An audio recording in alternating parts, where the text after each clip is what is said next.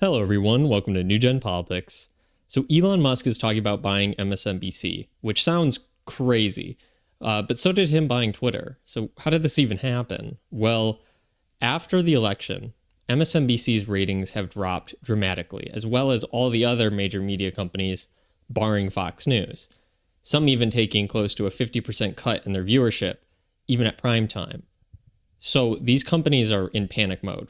And they're going to have thousands of layoffs across all these companies, a lot of restructuring, and a lot of sell-offs. And Comcast allegedly has had some leaked information and some public notices about how they're going to do something with MSNBC, either transition them to a new network or kind of downgrade them, or just blatantly sell them off. The plan's not totally solidified yet, but Elon.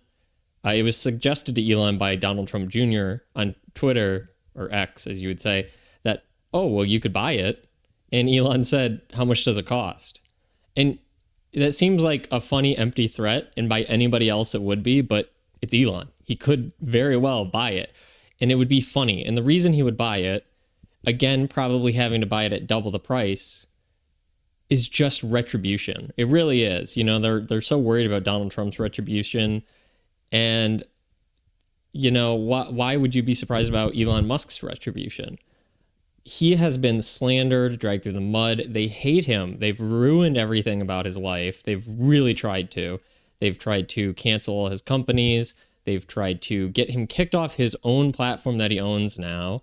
They're trying to say he spreads misinformation. They're trying to say he's enemy number 2, right? If anybody remembers that article, the news networks hate Elon, and he knows that.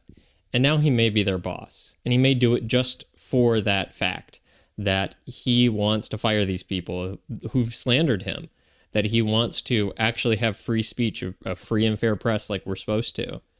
And it's clear that that's not the case anymore. And I think that's why there's a huge drop in viewership. It's not that a lot of the Democrats realized they were being lied to about their beliefs. I think they still hold the same beliefs. I think the problem is the media lied to them that they were winning. So they still believe the same things that Rachel Maddow does, except for Rachel Maddow said there was a 0% chance that Trump was going to win. All these hosts were saying that pretty much guaranteed Kamala's going to win. She's up. All these people love her. All these Republicans are going to switch to her, like the Liz Cheney voters and the Nikki Haley voters and all that. And it never happened. Never happened. He won in a blowout. And so I think people realize they're being lied to. Either they're being lied to that they about the things that they don't support, right? That all these crazy ideas, they don't support them, so they don't watch it anyways. Or they're being lied to even by their own side, telling them that they're winning, giving them a false sense of security, saying that all reasonable people in the country love these certain ideals, when that's not the case because they didn't vote that way. The voting is the most clear example of people voicing their opinions on what they actually believe in private. And it's clear that you're not winning the culture war anymore. Sorry. Maybe even if you are kind of winning the culture war, it's not outclassed. It's not, the balance has shifted where people care more about the physical realities of the world, safety and economic security, over these social issues. So even if they support the social issues, it's not as important as those things now. So they were lied to about that, and then they stopped watching. They'll go and find independent people on YouTube. There are really, truly independent journalists who really try to get both sides of the story on YouTube and whatnot. And then there's also the people they want to watch. If you're conservative, you can go independent, watch Tucker Carlson. If you're liberal, you can go watch Destiny or somebody. And there's more and more people every day who are doing things that people like. And so why would you sit down and watch the corporate manufactured Rachel Maddow or any of these other people just explain to you how you're wrong about everything you're seeing in the world?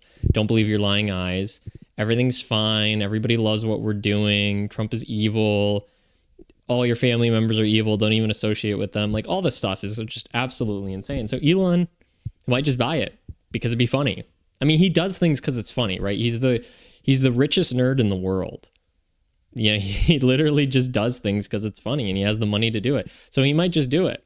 And even Joe Rogan said he'd love to be part of that. That'd be hilarious.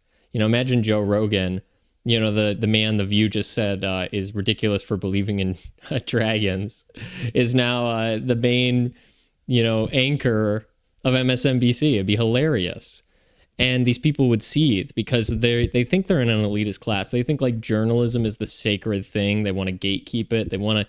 You can only receive information from like special, qualified, ordained people. These ordained people that are in the mainstream media. They're the only ones who can tell you the truth because they're the harbingers of the truth. Well, that's not the case. Clearly, they don't know what they're talking about more than anybody else does. I'm not saying that anybody else is a better authority. There probably are some people who are experts in their fields, but to say that somebody is always right 100% all the time, that's clearly not true. And that's why this fell through. That's why the election fell through for them, because they were lying. And I think they knew they were lying. They probably saw the internal pollings too, about how bad she was doing. And so people just don't want to see it anymore. They would rather trust an individual who is willing to be wrong and admit they are wrong when it comes out, who has a more open mind, who is not going to be fired because they don't have a boss. They're independent, who's not going to be fired for saying they were wrong, for going against the lines, for saying something out of lockstep from the memo that they got passed right before they went on air. There's an entire corporation behind each one of these people, and they're really just actors. They're not even really like journalists. They're just actors. They can speak well in front of a camera, but they don't really know what they're talking about. You get these experts on these panels and these newscasters, and they just have no idea what they're talking about, the newscasters. Like an expert will come in and say, this is why Trump won. And they'll say, well, that's just ridiculous. I don't believe it. It's like, okay, well, you can not believe it if you don't want to, but that's the reality of the world. That's the reality that played out. So this would be amazing. This would be hilarious because it'd be funny, right? That's the main thing. It'd be funny. Like, it's dying, right? MSNBC, the mainstream media is dying. Fox News might be the only thing left, which is funny. But what are they to do, right? People would rather sit down and watch a podcast with no ads or very minimal ads. Somebody they trust, who is, even if they're wrong occasionally, they're more willing to trust these people. It's easier to sift through information and find information on both sides quickly scrolling through Twitter than it is to sit down and watch both mainstream media networks, Fox and then MSNBC or whatever, which I doubt very many people actually do. So there's not a competitive advantage anymore. The only competitive advantage they had was their monopoly. And that's why they're so terrified. That's why they say Joe Rogan is a, propagandist. That's why they say Elon is enemy number 2. That's why they're going after these people who actually want free speech and want independent platforms where people with good ideas, with life experience can share that, can bring information together, give people information and let them make their own decisions. That's such a threat to them, to MSNBC and the rest of them, because they're no longer the monopoly. Suddenly they have to compete. They have to compete with real facts, real logic, real people, personalities. They have to compete with that, and they can't. There's no way they can. So they're losing this war one way or another. It's just like, you see the writing on the wall, right? Like the video stores are going out of business. That's just the reality of how we shift over time. And the mainstream media is going out of business. It's just outlived its realistic capacity in this present day. So what is going to happen to these companies? Either they're going to get totally destroyed, or maybe somebody like Elon will come in and give them some credibility. I mean, fire all these people who've been there for life and hire real experts on something. They don't even have to be a journalist. They don't even have to be a good speaker. What people want is transparency, accountability. They want real people saying real things that they can understand. And I think people are paying attention to politics more than ever because they kind of have to, because stuff is not, you can't just ignore it and say, oh, I don't like politics. I'm not interested in politics, because everything is affected by politics. It always has been, and it always will be. But now it's more directly affected, right? Because things are changing so rapidly, and there's so much more influence from either side. The country is splitting in one way or another. So people have to pay attention more. They have to know more about which side they want to take a stance on.